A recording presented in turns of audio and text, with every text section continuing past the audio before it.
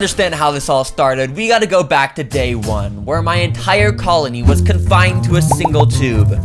But while they may be small, they are already extremely powerful. To demonstrate this, I'm putting a live mealworm inside. The colony immediately went into defense mode, and the workers swarmed the worm. While half of the ants used their mandibles to crush the worm's exoskeleton, the other half gathered around the queen and larvae to protect them from the potential threat. Using their stingers, they injected a potent venom into the worm to paralyze it. The mealworm stood no chance, and its only purpose now was to serve as food for my colony over the next few days.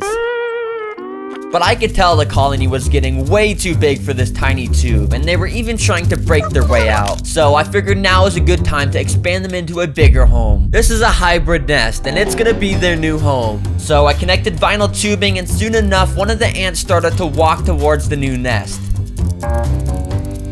After discovering it, she traveled back to her home to tell the rest of the colony about the newfound land. And slowly, over the rest of the day, everyone moved into the nest. I let the colony get used to their new home for a few days, but by day 6, I was bored of just looking at the ants in a plastic nest. So I wanted to build their first real-world habitat with live prey and predators, a desert. For the build, I built up the substrate starting with a drainage layer, and then I added in a mix of sand and coconut fiber for the floor. I finally added in rocks, wood, and cacti to make it, a desert. The desert was complete, so I connected the ants with another vinyl tube, and quickly a couple workers ventured into the uncharted territory.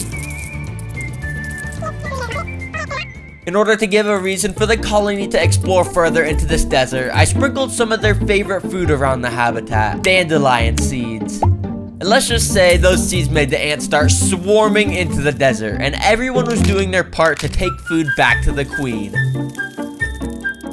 But one of the ants traveled a little too far into the desert and came across this little pit. Thinking it was nothing, he made the worst decision of his life and walked into it. Something was attacking, and the ant could do nothing about it. You see, earlier that day, I had placed antlion larvae into the desert. These guys create little holes in the sand and wait for an unlucky ant like this guy to stumble in. But this ant wasn't going to die without a fight and grabbed on with his mandibles.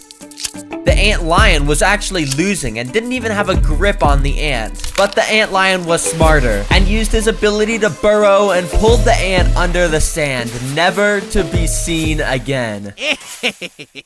While the ants liked the desert